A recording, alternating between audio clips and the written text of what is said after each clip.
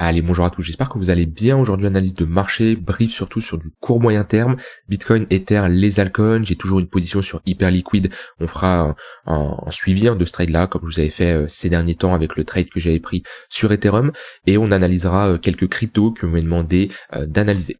Bon, je commence sur le Bitcoin qui continue son rebond qu'on a évoqué hier. On revient chercher un premier niveau ici de résistance puisqu'on a une confluence entre le tunnel 1 heure et le POC, le point of control de ce volume, un volume profile qu'on définit entre deux bornes. Ça nous permet de voir tout simplement là où il y a le plus de volume échangé, et le POC c'est toujours un niveau vraiment important. Pourquoi? Parce que ça nous indique à l'intérieur de ce range là où il y a le plus de volume, et à ce niveau-là, on a bien sûr des acheteurs comme des vendeurs. À partir du moment où on sait où il y a le plus de volume, on sait là où il y a eu le plus d'échanges, donc potentiellement, tous les acheteurs qui sont rentrés en position à ce niveau-là, qui ont eu la tête sous l'eau, le fait de revenir chercher ce niveau-là, c'est un niveau qui fait office de résistance. Pourquoi? Parce que ces acheteurs-là qui ont la tête sous l'eau, ils ont une opportunité de sortir à break-even, de clôturer leur position, et je vous rappelle, un acheteur qui clôture sa position, c'est une vente. Donc ce qu'il faut se dire, c'est qu'en général, le POC, c'est très souvent au milieu de range. Alors là, il est un poil plus bas au niveau des 0,5 de retracement. On voit que les 50% du range sont légèrement plus hautes, mais globalement ça reste un niveau autour du milieu de range, qui est un niveau vraiment clé.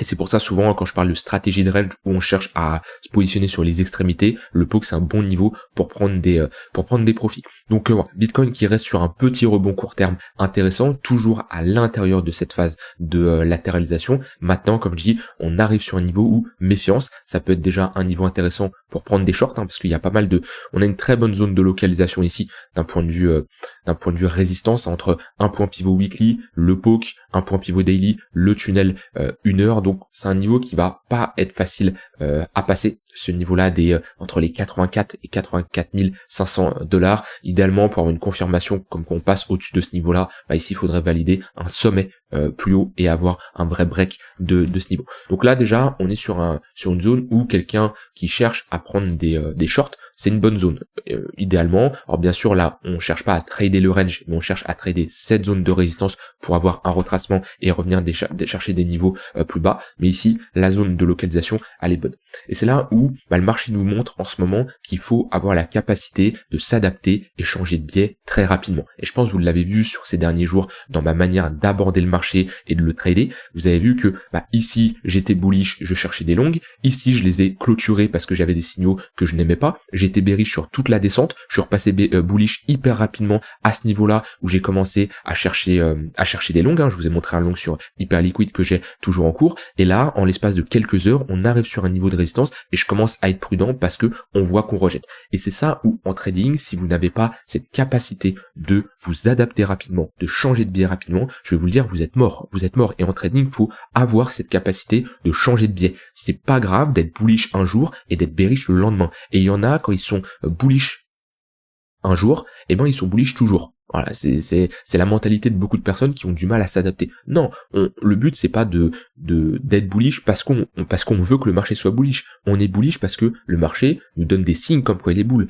et on est bear parce que le marché nous montre des signes comme quoi il est bear. Et il y a une différence entre voir ce qu'on veut voir et voir ce que le marché nous donne. Et comme je l'ai dit, il faut vraiment pas avoir de mal à changer de biais rapidement. C'est pour ça, il y en a qui vont me dire en commentaire, oui Nico, un coup t'es bull, un coup t'es bear. Alors déjà, sur du long terme, j'ai toujours été bull, sur du moyen terme, j'ai toujours été bear. Maintenant, je fais des vidéos quotidiennes, donc automatiquement, je vais pas vous reparler du long terme en permanence. Le long terme, il est bullish, on reste sur des creux et des sommets majeurs de plus en plus haut, mais ça, je veux pas en parler tous les jours. Donc c'est pour ça que souvent, je fais des analyses sur du court terme. Et là, quand on traite l'intérieur de ce range-là, en cherchant des longues sur des extrémités basses, des shorts sur des extrémités hautes, ça c'est faire de l'intraday. Donc automatiquement, je peux très bien être bull un jour et être bear le lendemain en fonction de comment le marché a évolué. Mais en trading, si vous n'avez pas la capacité de changer de biais rapidement, je vous le dis, vous êtes mort. Quand on a des signaux, quand le marché nous montre quelque chose, si on n'arrive pas à percevoir cette information parce qu'on est biaisé, parce qu'on est permabull ou permabère, on peut pas trader. C'est pas possible. Et ça, c'est quelque chose que vous devez comprendre. C'est la beauté du trading, c'est que on a tous la même information, d'accord? On a tous l'évolution du prix. Après, on a bien sûr des indicateurs qui vont être différents, mais la plupart sont calculés en fonction de ce que fait le prix. Donc l'information, on a tous la même. On a tous le prix, on a tous la même horaire, on a tous la même chose. Ce qui diffère d'une personne à une autre, c'est la perception de cette information. Et celle-ci va être biaisée en fonction de l'expérience de chacun, en fonction de comment on a été formé, en fonction du biais émotionnel auquel on se trouve à l'instant T, et plein de paramètres comme ça. Et une personne peut être bull comme une autre peut être bear. Et il n'y a pas une question de oui, cette personne a raison ou a tort. Ce qui compte, c'est au final, qu'est-ce qu'elles font de leur biais bullish bearish et qu'est-ce qu'elles en tirent comme bénéfice. Même pas de s'ils ont raison ou tort. On veut pas faire ça en trading. On cherche pas à avoir raison ou à avoir tort. En trading, on cherche à faire de l'argent. Et c'est ce qui diffère entre des personnes qui cherchent à avoir raison mais qui font pas d'argent. Moi, je préfère avoir tort et faire de l'argent. Et oui, c'est possible en trading d'avoir plus souvent tort que raison et de faire de l'argent. Tout simplement avec une stratégie qui tourne à 40% de win rate. Au final, on a plus souvent tort que raison, mais avec un bon risk reward, on peut être rentable. Ça, c'est toute la beauté du trading. Maintenant, comme je l'ai dit, si je reviens sur Bitcoin, on est sur un niveau clé. On a un premier signal vendeur. Maintenant, ça serait bien de break pour ceux qui cherchent des shorts, ça serait bien de break le 5 minutes, de le flip ici en résistance. Et dans ce cas-là, on aurait de grandes chances de revenir chercher le 15 minutes, voire l'extrémité basse vers les 82 300 $. En tout cas, ici, on est dans une bonne zone pour chercher des shorts. Quelqu'un qui prend des shorts, c'est pas mon cas, j'ai pas pris de short sur le Bitcoin, mais quelqu'un ici qui prend des shorts, globalement, zone d'invalidation au-dessus des 84 500 $, c'est intéressant parce que si on s'installe au-dessus de ce niveau-là, c'est qu'on a vraiment un break et de l'acceptation au-dessus du tunnel 1 heure, ou dans ce cas-là, la prochaine target, ça sera ici, le tunnel 4 heures. Donc voilà, pour le moment, on reste quand même dans une tendance court terme haussière, on le voit bien que ce 5 minutes au-dessus du 15 minutes, on a ici des creux des sommets de plus en plus haut. C'est pour ça que je dis la réaction vendeuse, on en a une, mais elle est beaucoup trop simple, trop c'est pas ça qui va nous inverser cette dynamique haussière. Donc idéalement, on voudrait avoir ici une pattern de retournement ou alors un ravalement un peu plus violent. C'est-à-dire que là, ce genre de pattern, on a tentative de break par le haut, on le voit bien avec cette mèche, rejet vendeur. Si on avait clôturé ici, ça aurait été un signal beaucoup plus puissant que de clôturer à ce niveau-là. Donc idéalement, si on a une pattern de retournement comme ça, là on pourrait parler de rejet et on pourrait revisiter le prochain support qui est globalement les 82 368 $. Parce que là, typiquement, on consolide vers une ligne de cours. Hop, ça c'est une pattern de retournement. Et là on consolide dessus. Donc c'est pour ça on a un signal vendeur, sauf qu'on est rapidement sur support, en témoigne également le tunnel 3 minutes. Donc c'est pour ça je préfère avoir un retournement de tendance un peu plus prononcé sur le BTC. Voilà globalement sur le Bitcoin, pas grand chose à dire de plus. Comme je dis, faut s'adapter rapidement. Globalement, l'extrémité basse, on va chercher des longues, l'extrémité haute, on va chercher des shorts classiques ici d'un trading de range. Le milieu de range, soit on ne fait rien, parce que c'est un niveau qui est compliqué à trader dans le sens où on va pas avoir un risk reward intéressant, soit le milieu de range, il peut faire office de résistance ou de support en fonction de si on évolue au-dessus ou en dessous, mais dans ce cas-là, on a une zone d'invalidation beaucoup plus serrée parce que on cherche pas à avoir une zone d'invalidation à l'opposé. Quelqu'un ici qui cherche des shorts avec une invalidation sur l'extrémité haute au cas où on break le range par le haut, ça demande d'avoir un TP assez bas, ce qui n'est pas d'un point de vue probabilité très intéressant. Par contre, chercher des shorts pour se dire le sommet là, il va tenir, on va poser un sommet à ce niveau-là parce qu'on retrace sur des niveaux intéressants. Le poke, tunnel Vegas, point pivot weekly. Pourquoi pas, il peut y avoir des shorts qui s'enclenchent. Dans tous les cas, souvenez-vous que le BTC est ici dans un range presté par une dynamique baissière, donc c'est normal d'avoir une pression vendeur qui est toujours présente. Ça, c'est pour le BTC. Au niveau d'Ether, comme je l'ai dit, on est revenu chercher une extrémité qui est assez basse ici. On a break le tunnel 15 minutes et on a pullback parfaitement. On le voit bien ici, pattern en W, break du 15 minutes, changement de la dynamique. Et là, on est en train de se faire rejeter actuellement dans le 1 heure. C'est beaucoup trop tôt pour parler de retournement. Pourquoi? Parce que les creux et les sommets sont de plus en plus hauts pour le moment. Pour inverser cette dynamique, il faudrait ici structurer un M-top. C'est là où on voit la pertinence d'avoir comme ça une pattern de retournement qui break le 15 minutes et qui pull back sur la ligne de coup. Ça en général c'est les setups parfaits que j'aime bien. Si je mets ici en plus un MACD qui nous permet tout simplement de mesurer la force d'un mouvement, on voit bien que cette dynamique qui est baissière ici on voit une divergence haussière. C'est tout simplement un indicateur qui permet de mesurer le momentum, le flux d'un actif, qui permet de voir lorsqu'on a des divergences haussières ou baissières, autrement dit un affaiblissement vendeur ou un affaiblissement acheteur. Et ici, dans une tendance baissière, alors une tendance baissière c'est caractérisé par plusieurs impulsions à la baisse, on en a 1, 2, 3, 4, on peut en voir 5 à ce niveau-là, et automatiquement, plus une tendance se prolonge, plus elle s'affaiblit. C'est pour ça qu'on parle de tendance mature ou de range mature après plusieurs impulsions ou après plusieurs touches d'un niveau de support ou de résistance. Et là, en témoigne le MACD qui nous signale une divergence haussière. On le voit bien ici qu'on fait un creux et ici un creux plus bas que le précédent, alors que sur l'indicateur, on fait ici un creux plus haut que le précédent.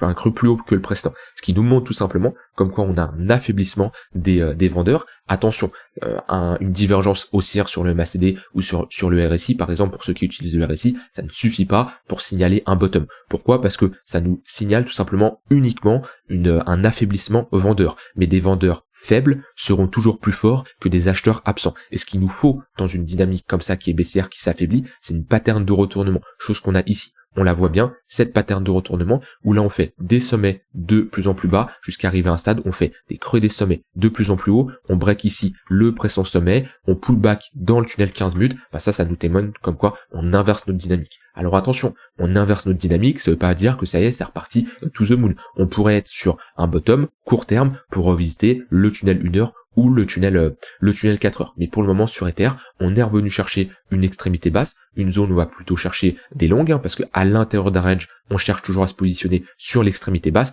et là on a une première réaction qui est intéressante. Si je mets un volume profile sur Ether, juste pour voir où se trouve le POC, voilà, on est parfaitement dessus. De toute façon, on a une charte qui est un peu similaire avec le BTC, dans le sens où on a un point pivot weekly qui est proche du POC. Donc sur Ether, le niveau là des $1900. En plus, chiffre rond psychologique, on voit que c'est un niveau clé. Et pour moi, si on repasse au-dessus de ce POC là, on aura de grandes chances d'aller chercher les 1980, $2000, qui sera la prochaine zone de résistance en confluence avec le tunnel 4 heures. Donc les niveaux ils sont assez clairs sur BTC et Ether, on est dans des ranges, l'extrémité basse réaction acheteuse, si on passe le POC, on a des chances d'aller chercher la value area high, ici l'extrémité opposée de notre range. Voilà pour Ether, je fais un suivi de Hyperliquid, j'avais pris un trade que je vous avais montré, je l'ai déjà passé à break-even, c'est un trade qui est un peu similaire à Ether que je vous ai montré juste avant. On est dans un range, on le voit très bien ici, bloqué entre deux bornes, on revient chercher une extrémité basse en poussant à la divergence haussière, on le voit bien sur le tunnel H4, c'est encore le tunnel H4, le MACD en 4 heures, c'est encore plus prononcé que Ether. Donc déjà, j'ai ma zone de localisation qui est bonne, d'accord ? C'est la première chose à faire. Quand vous tradez, quand vous investissez, la chose la plus importante, c'est de déterminer un point d'intérêt, une zone de localisation qui est pertinente. Ça peut être un niveau de support, ça peut être des moyennes mobiles, ça peut être un retracement de Fibonacci, mais un niveau qui est susceptible d'avoir une réaction acheteuse. Attention, on n'anticipe jamais la réaction acheteuse, mais on part du principe qu'un niveau de support a plus de chances de tenir. Ce qui est le cas à partir du moment où on a eu ici un rebond, c'est un niveau de support. On revient chercher ce niveau-là, en poussant pareil à la divergence haussière. On le voit bien qu'on fait ici un creux plus haut que le précédent, alors que sur le court, on fait ici des creux des sommets, un creux plus bas que le précédent, donc on a un affaiblissement vendeur. Et après, idéalement, on veut une réaction acheteuse. Et là, on voit qu'on commence à avoir des patterns de retournement, on retrouve avec un momentum positif, un flux qui est haussier, on break le tunnel 15 minutes, ça c'est un signal qui est plutôt encourageant. Maintenant, au vu du contexte de marché, je rappelle quand même qu'on est dans une dynamique qui reste baissière, on le voit bien sur Hyperliquid, voilà, la trend moyen terme est baissière, avec ici un tunnel Vegas 4 heures qui fait office de résistance, donc on est ici sur des bottoms, on n'est pas sur la continuation de tendance, ce qui fait que je vais me méfier, je vais passer à break-even rapidement, et je vais prendre un risque également modéré, comparé à si on était dans une tendance haussière, on a toutes les moyennes mobiles orientées à la hausse, où là, c'est beaucoup plus simple de chercher des achats dans une dynamique haussière, que lorsqu'on a comme ça des tentatives de bottom, parce que ça peut être des faux bottoms pour aller plus bas. C'est pour ça, je suis rentré, le trade n'a pas connu de drawdown, on est directement parti, et j'ai toujours été en positif, ce qui est assez rare. En général, les trades, on a quand même une phase de drawdown, on aurait pu s'y corriger, aller plus bas, faire quelque chose comme ça. Donc là, ici, je suis passé à break-even, c'est-à-dire mon stop loss est remonté à mon prix d'entrée, donc c'est une position sans risque. Et il n'y a rien de mieux, niveau confortabilité dans une position, d'avoir tout simplement un trade qui est en cours, et on sait déjà qu'on ne peut subir aucune perte. Donc voilà, pour moi dans ce genre de marché, je passe à break-even assez rapidement. Je vous l'avais montré avec le trade que j'avais pris sur Ethereum la semaine dernière. Là, on va faire un suivi de ce trade là que j'ai pris sur Hyperliquid. Ça ne m'empêche pas de prendre des trades sur l'intraday. Je vous avais montré ici avec Sol ou avec d'autres cryptos, mais en tout cas sur du swing, voilà, c'est ma position sûrement de la semaine. Alors, peut-être qu'on va faire ça, hein, et je vais me prendre un break-even et je vais me faire sortir aujourd'hui. Je n'en sais rien, je ne peux pas savoir comment va évoluer le marché. Mon but c'est pas de l'anticiper. Je suis en position, j'ai mon risque qui est maîtrisé, j'ai mon plan que j'exécute, je maintiens mon plan. J'ai un TP partiel à 14,5. À ce niveau-là, j'ai un premier TP partiel. Maintenant, pareil, mon plan, c'est de TP partiel sur ce niveau de résistance. Si on y va juste en dessous et j'ai des signaux qui me montrent comme quoi on s'affaiblit, et moi, je peux sortir légèrement plus bas, 50% de ma position. Il n'y a pas de mal là-dessus. Il faut pas non plus être borné. C'est bien d'avoir un plan. Maintenant, si votre plan, c'est de TP ici et $1 en dessous, il y a tout le marché qui vous envoie des signaux comme quoi c'est vraiment bearish, ça pue, etc. Bah, je vais quand même alléger ma position parce que je suis pas à $1 près. Donc voilà, comme je dis, ça se trouve, je vais me faire BE, c'est tout à fait possible. Hein. Moi, je vous partage tout. Vous l'avez déjà vu, je vous ai déjà partagé des positions perdantes, je vous ai déjà partagé des positions gagnantes. J'ai aucun mal là-dessus. Et il y a très peu de gens sur YouTube. Je regarde pas énormément de monde sur YouTube. Je regarde de temps en temps parce qu'on est tous curieux un minimum, mais je suis pas énormément de monde. Mais je sais qu'il y a pas grand monde qui partage comme ça des positions. Alors attention, le fait de partager une position, en aucun cas, c'est un conseil en investissement. Je fais pas ça pour vous montrer que vous devez prendre le même trade que moi, et vous êtes responsable de vos trades. Si vous avez un trade qui est similaire, qui est gagnant, c'est grâce à vous, c'est pas grâce à moi. Et s'il est perdant, c'est à cause de vous, c'est pas à cause de moi. Moi, je fais ça uniquement à but pédagogique. Je vous partage mon style de trading, ma manière de faire au quotidien. Maintenant, après, c'est vous qui, bien sûr, maître de vos risques que vous prenez. Alors, on m'a demandé quelques cryptos analysés. On m'a demandé ici APT. Ça, c'était, je sais plus ce que c'est. C'était un trade que j'avais montré, je crois. Alors, tac. APT, ah oui, je me rappelle de ce trade-là que je vous avais expliqué.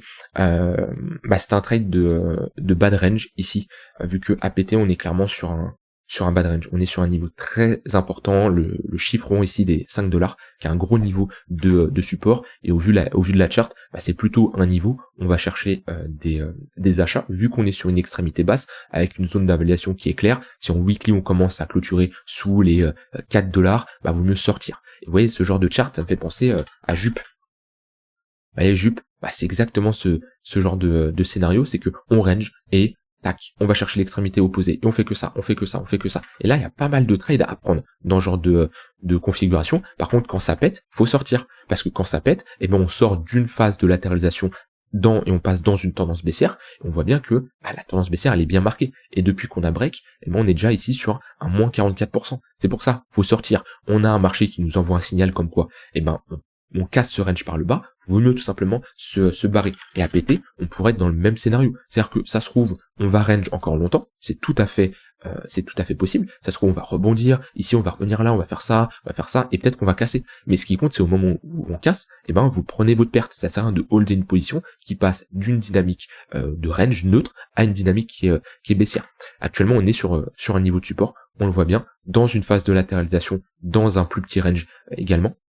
Donc tout ce qui revient vers les $5, c'est une très bonne zone pour se positionner, et des personnes qui attendraient un signal un peu plus fort, ça serait la résolution de ce range par le haut avec de l'acceptation au-dessus des $6,7.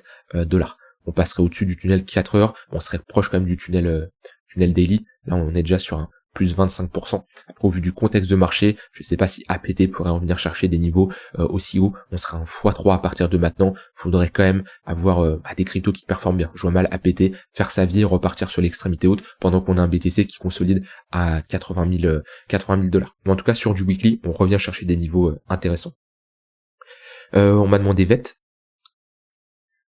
Alors, VET, j'avais fait une analyse, ça fait pas longtemps, je crois.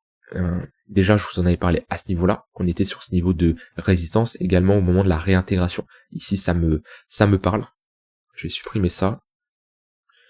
VET, de toute façon, on fait du ping-pong entre des niveaux de support et de résistance. C'est assez flagrant. Là, on a réintégré un niveau on a réintégré notre range. Donc, typiquement, quand on réintègre un range, on a de grandes chances d'aller chercher l'extrémité opposée, ce qu'on fait ici, c'est un niveau de support qui doit tenir, parce que si on flippe à nouveau ce niveau de support en résistance, on aura de grandes chances de revenir chercher à nouveau l'extrémité basse, là, vers les 0,015. Donc, globalement, pour l'investissement long terme, on est toujours sur des niveaux de localisation pertinents. Maintenant, est-ce que c'est une crypto qui va repartir to the moon? Au vu du nombre de cryptos qu'il y a maintenant, et on voit bien le cycle qu'il y a eu 2023-2024, bah, c'est pas toutes les cryptos qui performent. Alors, VET fait quand même une bonne performance, hein. Il y a moins de choper ici un x4 qui est une très très bonne performance, mais il y en a beaucoup qui perdent la notion de comment dire, pas la notion d'argent, mais qui visent des targets beaucoup trop importantes, en se disant, ça y est, VET, il est ici à 15 centimes, s'il fait un nouvel ATH, je fais un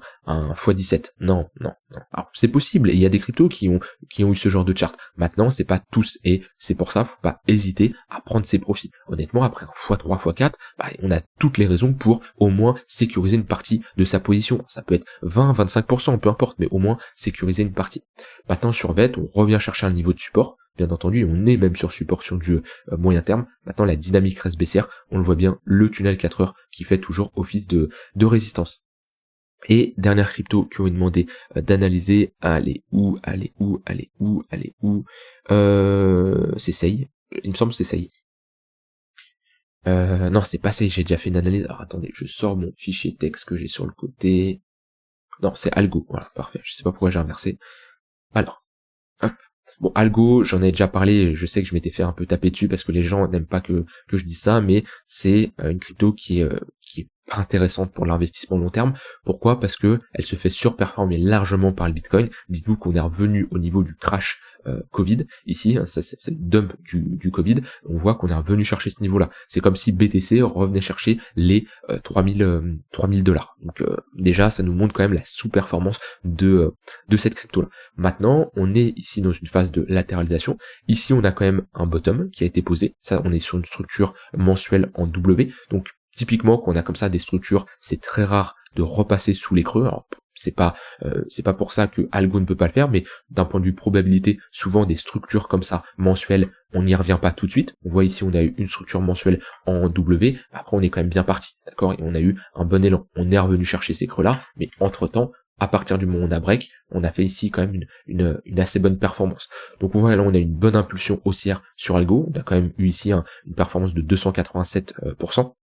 Maintenant, pour le moment, on reste quand même dans une dynamique baissière. On a un bon niveau de support à ce niveau-là. Hop, si on revient rechercher cette zone, ça peut être pertinent pour pourquoi pas chercher des longues. Maintenant, dites-vous que Algo, c'est pas une crypto à hold, c'est pas une crypto où vous allez vous dire je la garde pendant 5 ans, 10 ans et ça va bien se passer. N'hésitez pas à prendre des profits sur ce genre de crypto, quand on a comme ça des impulsions à la hausse. Oui, on peut garder une crypto si elle a du momentum, si elle a un flux pendant quelques semaines, quelques mois, il n'y a pas de souci là-dessus. Par contre, dire que Algo va faire une meilleure performance que le BTC et il faut la hold pendant 10 ans, c'est une erreur. De toute façon, en témoigne juste la charte. Hein. On fait ça.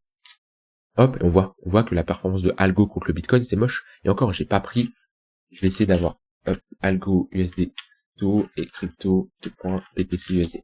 Voilà, j'ai une meilleure chart là. On voit bien que depuis le début, Algo est en bear market face au Bitcoin. Et il y a énormément de altcoins qui sont dans cette configuration. Donc, avoir des cryptos pour une période, qu'on a comme ça un rebond, à ce niveau-là, il n'y a pas de souci. Par contre, hold une crypto pendant 10 ans et vous dire qu'elle va performer face au Bitcoin, c'est assez peu probable. Il peut y en avoir, là-dessus il n'y a pas de souci, mais méfiance. Alors là, je parle pas des cryptos, vous avez des rendements au staking, vous avez des airdrops, tout ça, ou bien sûr, du coup, ça c'est pas enregistré dans la charte, mais voilà, retenez que la majorité des cryptos se font surperformer par le Bitcoin. Je vous laisse avec ça. J'ai dit ce que j'avais envie de dire. N'hésitez pas à rejoindre le Discord en cliquant sur le premier lien en description. Si vous avez des questions, n'hésitez pas à les mettre en commentaire. Je pourrais refaire comme j'avais fait la dernière fois, c'est-à-dire je prends une question dans les commentaires qui est pertinente et j'y réponds en vidéo. Dites-moi également les altcoins que vous voulez que j'analyse. Je vous souhaite une bonne fin de journée et je vous dis à demain pour une prochaine vidéo. Bye bye.